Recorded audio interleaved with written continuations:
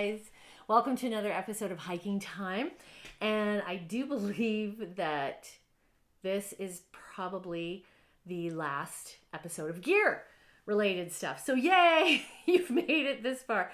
Okay, so this is all my miscellaneous stuff that didn't really fit into one of the other categories, or at least it was in my side hip belt pockets that I carry or on my pack. But first of all, we're going to start with my hiking poles. Love these. These are one of my favorite pieces of equipment. These are the Black Diamond. They are the Ergo cork handle. These are not the super light ones. Like there's another one, they're white. This was more like, I think, a unisex one. But I use these to support myself, but also to support my tent. They are the poles that hold up my tent. But I used to have, you know how everybody gets like hiking poles at Costco? They have the Cascade ones and they're really good. Not for me. For a big girl, they do not hold my weight. They do collapse under my weight if I'm going down or really relying on them for something. So I opted to pay a little bit more and got the really high quality. These ones are amazing. I have used these on some pretty brutal treks going down, and they have held me up good. They have not bent. They've gotten stuck in like crevices and whatnot, and they've not broken.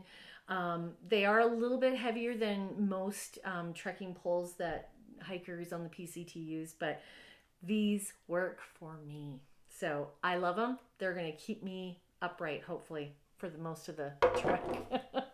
Then this is my sun umbrella, just because in the desert section, you do want to have protection, and this will reflect the sun. It will keep you, I think they say it's like about 15 degrees cooler in some cases, but it just gives you that extra little bit of shade when there's no shade in the desert. And I've used this on a hike up in Whitewater Preserve, and it was lovely because it was a super hot day, and this really did work. So yeah, I'm a big believer. You just can't use it in really high wind because it could, totally collapse. Then in my other pocket, I've got all my gloves.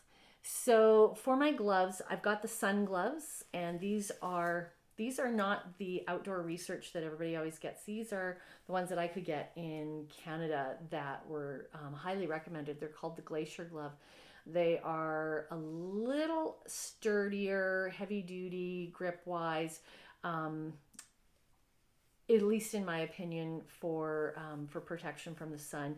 And for not wearing out as fast, because that's one of the things with the outdoor research sun gloves, they can wear out pretty fast. So those ones. But now for cold, I do have my I have these really nice gloves that have extra grip, so it's really good when you're holding on.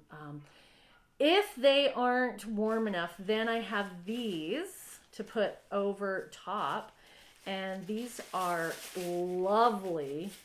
These ones are waterproof, and they keep the heat in. So they will be like a mitten, and they hold on nicely. So love that. That's from Z-Packs. And they are going to be my warmth and my wet system. So I can use them just by themselves too. Like if it's, just raining and I just want to, I don't want to get all wet or whatever, and it's just a borderline kind of cool, then I can put those on. So there's those. Then in my other little side pocket, I've got my chafing cream. So if anything starts to chafe, you put that on, stop the chafing, have a happy day. Extra mask, just in case I'm in town. Sharpie. What if you have to write a note at one of the trail boards, or sign a register and there's no pen? Or what if you want to leave a note for someone, or write something in a piece of paper, a mental note or a phone number or whatever, and you don't have your phone to put it in there, whatever. Anyways, it's always good to have a Sharpie. And then I do have this.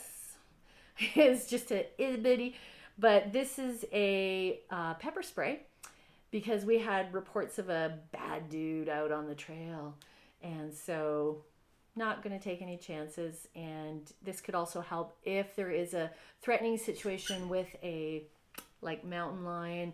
I don't think that would even happen. But, For all my friends and my family who are worried about me, I got the pepper spray like you told me to, okay? So I'm carrying this extra weight for you, and it's super easy to use. You just flick it and deploy. Then I also have my trusted little Swiss Army knife, so I can cut my little bits of meat and cheese if I go into town and buy some meat and cheese. What else can I do? Oh, I can do a nail file for my fingers. I can use it as a screw to tighten on my locks on my right here on my hiking poles. I can adjust those for the tightness, so that comes in handy.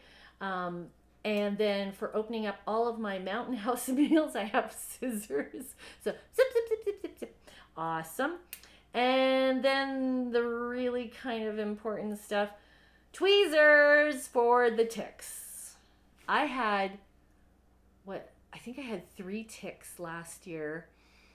And that is more terrifying to me than a rattlesnake or anything, because they're small and sometimes you don't see them or feel them. All of a sudden you're like touching yourself and you go, whoa, what's that bump? Oh my gosh, there's a tick. And so then this is to go in and then, clasp onto it and pull it straight up, because you want to get those little bad boys out. And then, not that I need it, maybe I do, a toothpick. Yeah, so that has everything I need all in that one little small, and it's super lightweight. So those are all the miscellaneous items. And then of course my backpack itself, which is the Z-Packs Arc Haul 62. But I'm still not sure about that pack. I might change it out at the last minute. So that's why I'm not showing it yet, because I haven't really, not 100% yet. But we'll see, okay? But that's it for today for miscellaneous. Way to go, guys. You made it through all the gear. Woo! You guys are hardcore. Seriously, love it. Thank you so much for watching and for following along with me on this. And you're going to see me using all of this stuff on the trail, hopefully in the next episode. So thanks again, guys. Love you all. Have a great day. Bye-bye.